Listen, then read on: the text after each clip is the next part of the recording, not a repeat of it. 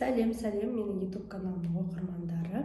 Бүгін сіздермен өзімнің авторлық дамытушы дәптерлерімді көрсеткім келеді, солармен таныстырғым келеді.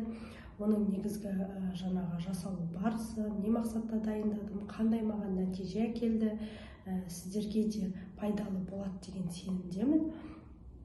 Ең алдымен бұл жұмыс дәптерлерін мен ең алғаш мектепке дейінгі ұйымға жұмысқа кірген кезде бастап жасауға кіріскен болатынмын. Себебі мен мектепке дейінгі ұйымға жұмысқа кірген кезде осы кезге дейін біздердің жаңағы перспективалық планымызда, жоспарымызда лексикалық тақырыптармен негізделіп тапсырмалар құрастырып жүрдік. Сол бағытта лексикалық тақырыпқа байланысты қандай тапсырмалар аламын, тапсырманы қайдан аламын, қай бағытта орындатам, жас ерекшелігіне қалай орындатам деген сияқты сұрақтар туындап, жаңағы тапсырма беру барысында қиындау болды. Әрине тапсырма өте көп. Мысалы, кез келген тапсырманы алып, тақырып бойынша іздеп тауып орындатуға болады. Маған бірақ ойыма жаңағы келді, барлығы бір жерде, бір жүйемен жаңағы алдында дайын тұрса деген. Сол мақсатта мен өзімнің осындай 25-26 түрлі танымдық дәптерімді жасадым. Ең алдымен бұл дәптерлерді жасау кезінде мен жаңағы сынақ дейді ғой, өзімнің қыздарыма өткізіп, жаңағы соларға орындатып бастадым. Құрастырғаннан кейін нәтижесі жақсы. Мысалға, менің 2-3-тегі қыздарым, мысалы қазіргі балаларда 2-3 жастағы балалар қарындашыстау жағынан қиындықтар болады, өте көп. Сол мақсатта, мысалға, сондай қиындықтардың алдын алуға, және тапсырмаларды лексикалық тақырып бойынша жүйелі тапсырмалардың барлығы бір жерде тұрса, мысалға, маған менің күнім деген жаңа күн тәртібіне байланысты бір тақырып болады 2 аптаға, немесе жеміс-жидектер деген 2 аптаға бір тақырып болады. Сол кездерде қалай өткіземін, тапсырманы қайдан аламын? Мысалға, әрдайым тапсырма шығарып отыруға да мысалы қағаз керек қой, маған ыңғайлы бір жүйе табу керек болды. Осы жұмыс дәптерлерімді жаңағы жасау барысында 1 жыл уақытым кетті. Яғни әрбір жұмыс дәптерінің өзінің ерекшеліктері бар. Мысалға, мына графомоторика дейді, яғни баланың қарындаш ұстау дағдысын қалыптастыруға арналған 150 беттік жұмыс дәптері. Бұл жерде түсінік, мына жерде тапсырмаларға қарап отырсаңыздар, жеңілден күрделіге қарай жүреміз. Жеңілден күрделіге қарай жаңағы жасақтап дайындадым.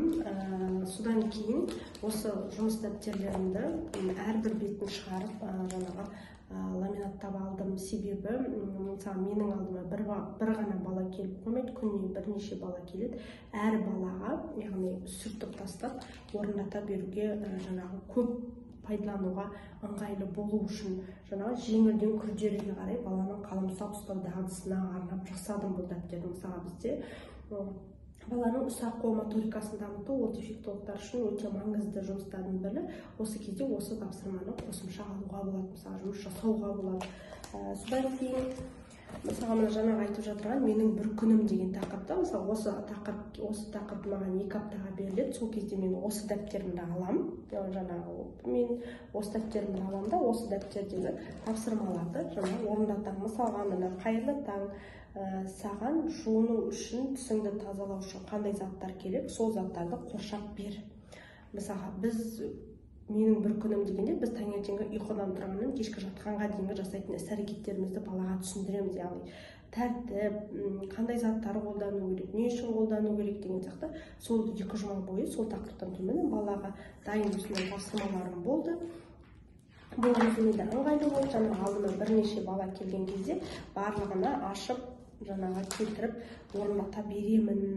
Мысалға, серуендеуге шығу үшін қандай зат қажет, сызықшамен қосып бер. Біз далаға, балалар мысалға балабақшада болса да, мысалы, балабақшаға шығатын кезде серуенге сендерге қандай заттар алып, жаңа киіп шығасыңдар, сызықпен көрсетші маған деймін. Яғни бала уже жаңағы негізгі күнде қандай тапсырмалар орындау керектігін біліп отырады.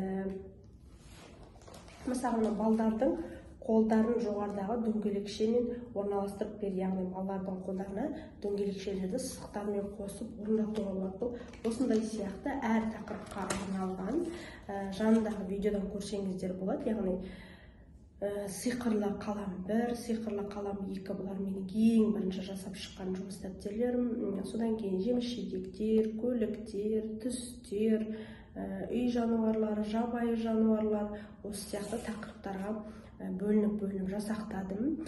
Содан кейін мен жаңағы логопедиялық дәптерлерім бар. Мысалы Л дыбысына арналған, Р дыбысына, С дыбысына, З дыбысына, әріптер деген түрлі жаңағы дамытушы жұмыс дәптерлерім бар. Бұл дәптерлерден жалпы ұтарым, өзіме ыңғайлылығын айтайын. Бұл тапсырмаларды орындау барысында мен ең алдымен дефектолог жұмысының негізгі 4 бағыты бар ғой. Яғни біз баланы қоршаған ортамен таныстыру керекпіз, өз-өзіне қызмет көрсету дағдысын үйрету керекпіз, математикалық білімін, сөйлеуді дамыту және танымдық ұсақ-қол моторикасына бағытталған жұмыстар жүргіземіз дефектолог ретінде. Дәл осы негізгі қабілеттерді дамытуға негіздеп жасалды. Яғни әр тапсырманы орындау барысында баланың ойлауын, баланың қиялын, баланың ұсақ-қол моторикасын, мысалы санау арқылы, жаңағы айту арқылы, түстерін айту арқылы баланы сөйлетуге, жаңағы мынадай сияқты суреттерге көрсетіп, жаңағы суретті әңгімелеп бер, сурет бойынша 1-2 сөйлем құрап бер деген сияқты баланы сөйлеу тілін дамытуға арналған деп жасақтап шығардым. Әр сурет жаңағы анық көрініп тұр, сапалы, жаңағы жинақталды. Өзіме мол септігі болды, себебі мен әлі күнге дейін осы мектепке дейінгі ұйымда жұмыс жасаймын. Осы жұмыс дәптерлерінің барлығын сабақ барысында қолданамын.